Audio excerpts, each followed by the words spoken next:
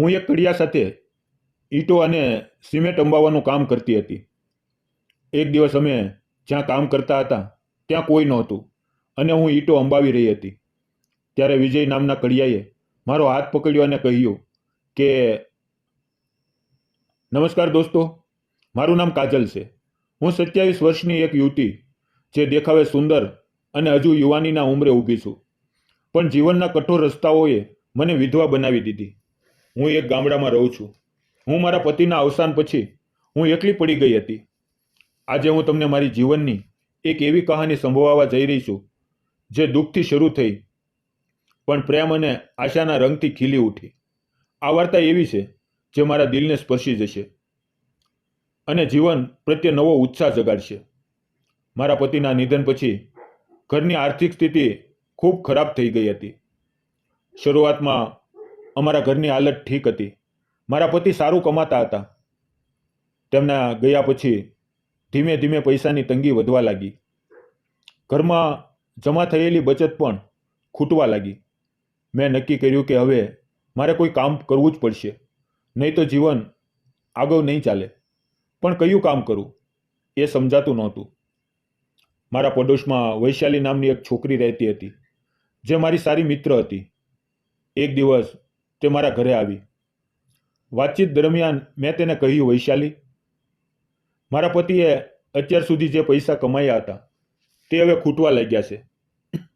મને કામની ખૂબ જરૂર છે. જો તારી ઓળખાણથી ક્યાંક કામ મળે તો મને કહેજે. વૈશાલીએ કહ્યું, તને ખબર છે હું કડિયા સાથે મજૂરી કરું છું. ઈંટ, પથ્થર, રેતી, સિમેન્ટ, આવું બધું ઉપાડવું. આવું કામ તું કરી શકીશ? આમાં સારા પૈસા મળે છે. મેં થોડી વાર મનમાં વિચાર્યું. હવે હાલત સામે થંભીને નહીં ચાલે, ગમે તે કરવું જ પડશે. એટલે મેં તરત હા પાડી. વૈશાલીએ કહ્યું, ઠીક છે, હું કાલે કામ પર જઈને માલિકને પૂછીશ અને તને જણાવીશ. અને પછી વૈશાલી પોતાના ઘરે ચાલી ગઈ. બીજા દિવસે હું વૈશાલીની રાહ જોતી હતી. તેના ચહેરા પર સ્મિત હતું. તે ખુશ થઈને બોલી, કાજલ, તારું કામ થઈ ગયું. માલિકે હા કહી છે. તેમને પણ એક મજૂરની જરૂર હતી. આ સાંભળીને મારી ખુશીનો પાર ન રહ્યો. હું અમારા 2 રૂમના નાનકડા ઘરમાં ગઈ. બંને માટે ચા બનાવી. 1 કપ તેના માટે અને 1 મારા માટે. હું ચા લઈને બહાર આવી.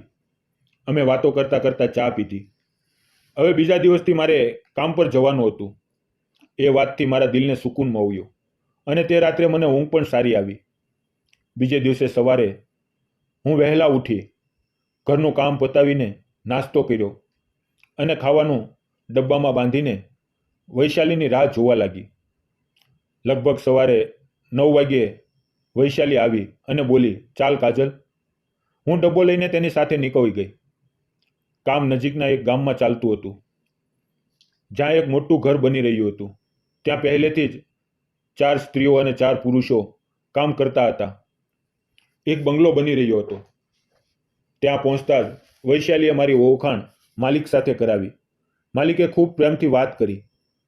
અમે પગાર નક્કી કર્યો અને પછી તેણે મને રાજમિસ્ત્રી પાસે કામ કરવા મોકલી. એટલે કે રાજમિસ્ત્રી ઈંટો ગોઠવશે અને મારે તેને જરૂરી સામગ્રી આપવાની હતી. ઈંટો ઉપાડીને આપવી, રેતીમાં સિમેન્ટ ભેળવીને માલ બનાવવો અને તેના તગારામાં ભરીને આપવો. માલિકે મારી ઓળખાણ વિજય મિસ્ત્રી સાથે કરાવી. વિજય લગભગ 32 વર્ષનો હતો, લાંબો, સ્માર્ટ અને ખૂબ જ સારા સ્વભાવનો. તેણે મને જોઈને હળવું સ્મિત આપ્યું અને કહ્યું, હું અહીં ઈંટોની દિવાલ બનાવીશ. તું મને ઈંટો આપતી રહેજે અને રેતી સિમેન્ટ ભેળવીને તગારામાં ભરીને આપજે. મેં હા પાડી અને કામ શરૂ કર્યું. શરૂઆતમાં કામ ખૂબ ભારે લાગતું હતું. શરીર પર દબાણ પડતું હતું. આવું મહેનતનું કામ મેં ક્યારેય નહોતું કર્યું. લગ્ન પહેલાં થોડું ઘણું ખેતીનું કામ કર્યું હતું, પણ આટલું કઠિન કામ પહેલી વાર કરતી હતી. હું નાજુક હતી એટલે લોકો મને આ કામ કરતી જોઈને થોડી દયાથી જોતા હતા. કદાચ તેમના મનમાં મારા માટે દુઃખ પણ હતું. પણ મેં ઠાની લીધું હતું કે હવે પાછળ નહીં હટું. જોત જોતામાં બપોર થઈ અને ખાવાનો સમય આવ્યો. અમે બધાએ કામ રોક્યું. એક જગ્યાએ બેસી ગયા અને દરેકે પોતપોતાના ડબ્બા ખોલ્યા. બધાએ પોતપોતાની શાકભાજી અને રોટલી શેર કરી અને મવીને ખાવાનું ખાધું. બધા હસી મજાક કરતા હતા. માહોલ ખૂબ આનંદદાયક થઈ ગયો. ગરીબીમાં પણ આવી પવો દિલને અલગ જ સુકૂન આપે છે. આ મેં તે દિવસે અનુભવ્યું. ખાવાનું ખાઈને બધાએ લગભગ 1 કલાક ઝાડની છાયામાં બેસીને આરામ કર્યો અને પછી ફરી કામે લાગી ગયા. જોતજોતામાં સાંજ થઈ. હું અને વૈશાલી ઘરે પાછા ફર્યા. તે દિવસે મેં ખૂબ મહેનત કરી હતી. શરીર થાકી ગયું હતું, પણ દિલને એક અલગ જ શાંતિ હતી, કારણ કે હવે હું કંઈ કરી રહી હતી. મહેનતનું ફળ મળવાનું હતું. આ અહેસાસથી હું ખૂબ ખુશ હતી. રાત્રે મહેનતના કારણે ખબર ન પડી કે ક્યારે ઊંઘ આવી ગઈ. બીજે દિવસે સવાર થઈ અને હું રોજની જેમ કામ પર જવા લાગી. વિજય મિસ્ત્રી સાથે કામ કરવું મને હવે ગમવા લાગ્યું હતું. તે ખૂબ સમજદાર હતો. જો મને કોઈ કામ બરાબર ન આવડે તો તે જાતે જ માલ બનાવીને તગારામાં ભરી દેતો અને મારી મદદ કરતો. આટલી મોટી ઇમારતના નિર્માણ સ્થળે મારા જેવી વિધવા સ્ત્રીને આટલી ઈમાનદારીથી મદદ કરનાર વિજય મને ખૂબ અલગ અને ખાસ લાગવા લાગ્યો. લગભગ 15-20 દિવસ થઈ ગયા હતા અને હવે મારી અને વિજયની સારી ઓળખાણ થઈ ગઈ હતી. ક્યારેક અમારી નજરો મોઈ જતી. હું જાણી જોઈને તેની તરફ જોવાનું ટાળતી, પણ વિજય મને જોતો અને તેની આંખોમાં મારા માટે સન્માન અને પ્રશંસા સ્પષ્ટ દેખાતી. એ જોઈને મારા દિલમાં ખૂબ ખુશી થતી. એક દિવસ કામ કરતી વખતે વિજયે કહ્યું, કાજલ, મારે તારી સાથે થોડી વાત કરવી છે. મેં ધીમેથી કહ્યું, બોલો. તે ગંભીર અવાજે બોલ્યો, તું આટલી સુંદર, આટલી નાના ઉંમરની અને હજુ યુવાન છે, તો પછી આટલું ભારે મહેનતનું કામ કેમ કરે છે? આખરી એવી કઈ મજબૂરી આવી કે તારે આ કરવું પડે છે? તેની વાતો સાંભળીને મારી આંખો ભરાઈ આવી, કારણ કે આજ સુધી કોઈ યુવકે આટલા સાચા દિલથી મારી હાલત વિશે ચિંતા નહોતી કરી. મેં પોતાને સંભાળીને મારી આખી વાત કહેવાનું શરૂ કર્યું. મારા લગ્ન 3 વર્ષ પહેલા માધવ નામના યુવક સાથે થયા હતા. તે મને ખૂબ પ્રેમ કરતો હતો, પણ નસીબને અમારો પ્રેમ મંજૂર નહોતો. થોડા જ દિવસોમાં બધું ખતમ થઈ ગયું અને માધવ મને હંમેશા માટે છોડીને ચાલ્યો ગયો. તેના જવાથી હું એકલી પડી ગઈ, તૂટી ગઈ.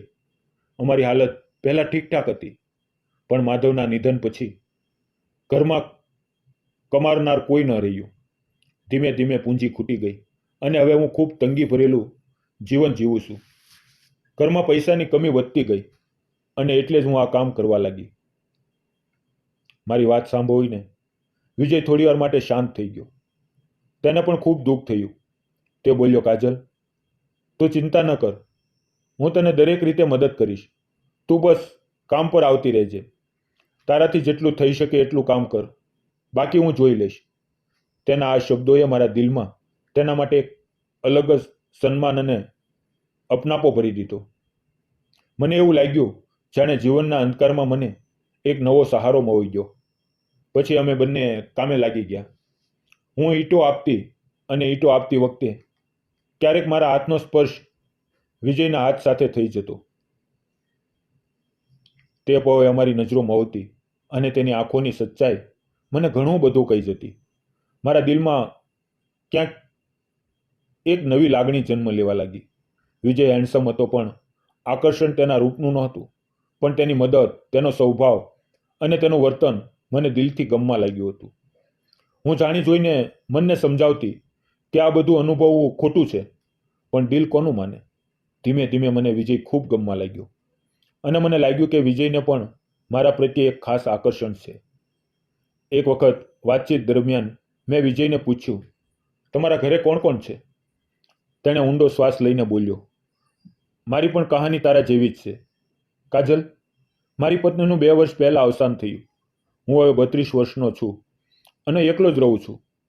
આ સાંભળીને મને ખૂબ દુઃખ થયું. તેની આંખોમાં છુપાયેલું એકલાપણું મને સ્પષ્ટ દેખાયું. મેં પૂછ્યું, તો તમારા માટે ખાવા પીવાનું શું થાય છે? તેણે કહ્યું, મારા પાડોશમાં એક વૃદ્ધ મહિલા રહે છે. તેમની પાસે ખાવાનું બનાવડાવીને તેમને દર મહિને નક્કી કરેલા પૈસા આપું છું. આ સાંભળીને મારા મનમાં તેના માટે વધુ અપનાપો અને દયા ઉભરાય. આમ જ દિવસો પસાર થતા ગયા. લગભગ 2-2.5 મહિના થઈ ગયા. હવે મને કામ પણ સારી રીતે આવડી ગયું હતું. એક દિવસ અમે જે બંગલાનું કામ કરતા હતા તેમાં થોડું જ કામ બાકી રહ્યું હતું, એટલે માલિકે મને અને વિજયને 2 દિવસ ત્યાં રોકાઈને કામ પૂરું કરવાનું કહ્યું, કારણ કે 2 દિવસમાં કામ પૂરું થઈ શકે તેમ હતું. બાકીના મજૂરોને બીજા સ્થળે મોકલી દેવાયા. હવે ત્યાં ફક્ત હું અને વિજય જ હતા. તે દિવસનો માહોલ ખૂબ અલગ હતો. રોજ અમે બીજાઓ સાથે મળીને કામ કરતા હતા, પણ આજે ફક્ત અમે 2 જ હતા. ચારે મેર સન્નાટો, વચ્ચે વચ્ચે ફૂંકાતી ઠંડી હવાની લહેરો અને અધૂરા બંગલાના વિરાન વાતાવરણમાં કંઈક નવું, કંઈક અજાણ્યું પણ ખૂબ જ મીઠું વાતાવરણ બની ગયું. મારું દિલ કોઈ અજાણી લાગણીથી ધડકવા લાગ્યું. જ્યારે હું ત્યાં પહોંચી તો વિજયને કામમાં મદદ કરવા લાગી. તે સતત મારી તરફ જોતો હતો અને હું પણ અજાણતા તેની તરફ જોતી હતી. આસપાસ કોઈ નહોતું, એટલે અમારી નજરો વારંવાર અથડાતી. ક્યારેક હાસ્ય, ક્યારેક શરમ, આવી નાની નાની લાગણીઓ તે માહોલમાં રંગ ભરી રહી હતી. કામ કરતા કરતા ક્યારે બપોર થઈ ગઈ ખબર ન પડી. બપોરે જ્યારે અમે ખાવા બેઠા તો રોજની જેમ બધાની વાતો, હાસ્ય, મજાક અને ગહેરી ગમ્મત નહોતી. આજે ફક્ત અમે 2 જ હતા. અમે અમારા ડબ્બા ખોલ્યા અને પ્રેમથી એકબીજા સાથે ખાવાનું વહેંચ્યું. અમારી નજરો મવતી હતી. હું શરમાઈને માથું નીચું કરી લેતી અને વિજય મીઠા સ્મિત સાથે મારી તરફ જોતો. ખાવાનું ખાતી વખતે મારા શાકમાં મરચું વધુ હતું, એટલે મને ખાંસી અને ગળવું બંધ થઈ ગયું. આ જોઈને વિજયે તરત પાસે રાખેલી પાણીની બોટલ ઉપાડી અને મારી સામે મૂકી. તેનો આ પ્રેમ અને કાળજી જોઈને મારું દિલ ઊંડે સુધી ટચ થઈ ગયું. એવું લાગ્યું જાણે મારું જરાક દુઃખ પણ તે સહન નથી કરી શકતો. મેં બોટલ લઈને પાણી પીધું, તેનો આભાર માન્યો અને હળવું સ્મિત આપ્યું. થોડી વાર પછી ખાવાનું પૂરું થયું અને અમે બંને નજીક બેસીને આરામ કરવા લાગ્યા. ત્યારે એક અલગ જ શાંત વાતાવરણ હતું, જાણે સમય થંભી ગયો હોય. અચાનક વિજયે ધીમે ધીમે પોતાનો હાથ મારા હાથની નજીક લાવીને મારા નાજુક હાથને પોતાની મજબૂત હથેળીઓમાં પકડી લીધો. મારા એ કોમળ હાથ જે હવે કામ કરતા કરતા સિમેન્ટ અને ગારાથી સખત અને ખરબચડા થઈ ગયા હતા. તેણે ખૂબ પ્રેમથી થામી લીધા. તેની આંખો નમ થઈ ગઈ. તે ધીમા અવાજે બોલ્યો, કાજલ, એક વાત કહું. હું તેની આંખોમાં જોતી હતી. મારો હાથ હજુ તેની પકડમાં હતો. મેં હળવા અવાજે કહ્યું, કહો. તે મારા હાથની ખરબચડાપણો જોતા બોલ્યો, કાજલ, તારા આ નાજુક હાથને આ કામ શોભતું નથી. આ ખૂબ ભારે અને મહેનતનું કામ છે. તને આ દુઃખમાં જોવું મારાથી સહન નથી થતું. શા માટે આવું થઈ રહ્યું છે મને સમજાતું નથી, પણ કદાચ મને પ્રેમ થઈ ગયો છે. તું મને ખૂબ ગમે છે. શું તું મારી સાથે લગ્ન કરીશ? વિજયની આ વાતો સાંભળીને મારી આંખો પણ ભરાઈ આવી. આજ સુધી આટલા સાચા દિલથી મારી કાળજી રાખનાર, મારા દુઃખમાં સાથ આપનાર અને બિનજરૂરી શબ્દો વિના મદદ કરનાર કોઈ મળ્યું નહોતું. હું તેની તરફ જોતા ધીમા અવાજે બોલી, મને પણ તું ખૂબ ગમે છે.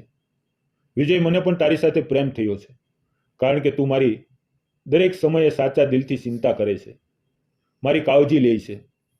મારા મોઢામાંથી નીકળેલા આ હા સાંભળીને વિજયે મને ગળે લગાવી લીધી. અમારી આંખોમાં આંસુ વહેતા હતા, પણ તે આંસુઓમાં દુઃખની સાથે સાથે એકબીજાને મેળવવાની ખુશી પણ હતી.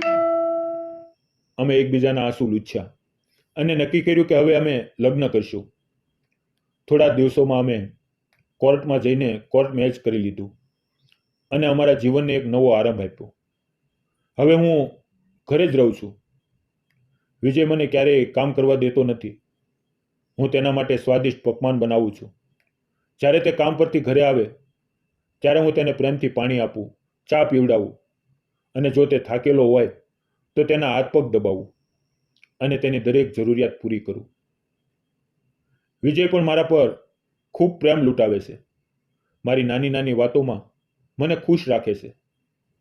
ધીમે ધીમે અમારા લગ્નને 1.5 વર્ષ થઈ ગયું અને આજે મારા વિજયનો અંશ ખીલી રહ્યો છે અને અમારા જીવનમાં એક નવું સુખ, નવી આશા જન્મ લઈ રહી છે. અમે બંને હવે ખૂબ પ્રેમ અને ખુશીથી અમારું સંસાર વસાવી રહ્યા છીએ. દોસ્તો, તમને શું લાગે છે? મેં અને વિજયે લગ્ન કરીને સાચું કર્યું કે ખોટું? તમારો અભિપ્રાય કોમેન્ટમાં જરૂર લખજો. જીવન ગમે તેટલું કઠિન હોય, હાર ક્યારેય ન માનવી.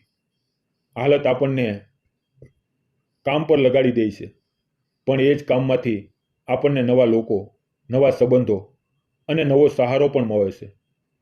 મારા જેવી એકલી પડેલી સ્ત્રી જ્યારે પોતાના બળે મહેનત કરવા લાગી, ત્યારે તે જ મહેનતમાં મને વિજય જેવો સાચો અને મદદગાર સાથી મળ્યો.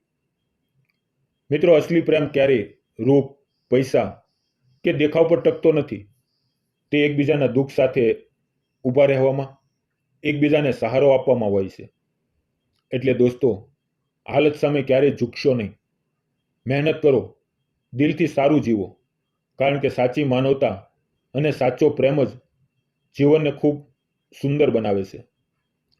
જો મારી આ પ્રેમ કહાની તમને ગમી હોય તો આ વિડીયોને લાઈક કરો, શેર કરો અને અમારી આ નાની એવી ચેનલને સબસ્ક્રાઇબ કરવાનું ન ભૂલતા.